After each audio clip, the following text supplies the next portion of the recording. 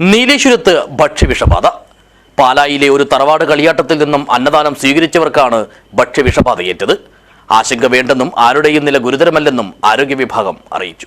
This news sponsored by ഉയർന്ന ഗുണനിലവാരം, തികഞ്ഞ വിശ്വസ്തത, ജനതാ പാൽ.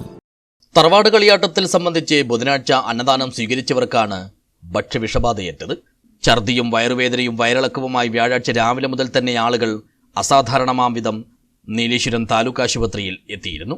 കുട്ടികളും സ്ത്രീകളുമാണ് ഇവരിൽ ഭൂരിഭാഗവും. വിവരമറിഞ്ഞതിന് പിന്നാലെ തന്നെ നഗരസഭ ആരോഗ്യ വിഭാഗം സ്ഥലത്തെത്തി പരിശോധന നടത്തി. ആരോഗ്യ വിഭാഗം കൈമാറിയ വിവരത്തിന്റെ അടിസ്ഥാനത്തിൽ ഭക്ഷ്യസുരക്ഷാ വിഭാഗം ഉദ്യോഗസ്ഥരും സ്ഥലത്തെത്തി ഭക്ഷണ സാമ്പിളുകൾ ശേഖരിച്ചു. മണ്ഡലം MLA M. രാജഗോപാലനും താലൂക്ക് ആശുപത്രിയിലെത്തി ചികിത്സയിൽ കഴിയുന്നവരോട് വിവരങ്ങൾ ആരാഞ്ഞു. അതേസമയം ഭക്ഷ്യവിഷബാധ സംബന്ധിച്ച് ഒരു തരത്തിലുള്ള ആശങ്കയും വേണ്ടെന്നും ആരുടെയും നില ഗുരുതരമല്ലെന്നും പ്രതിരോധ നടപടികൾ ഊർജിതമാക്കിയിട്ടുണ്ടെന്നും ആരോഗ്യവകുപ്പ് അധികാരികൾ അറിയിച്ചു.